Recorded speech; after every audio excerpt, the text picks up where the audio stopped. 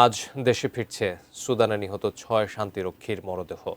হজরত শাহজালাল আন্তর্জাতিক বিমানবন্দরে আছেন সহকর্মী ইমরান হোসেন সুমন। আমরা সরাসরি যোগ দিচ্ছি তার সঙ্গে। সুমন, ৬ বীরের মরদেহ আজ দেশে ফিরছে।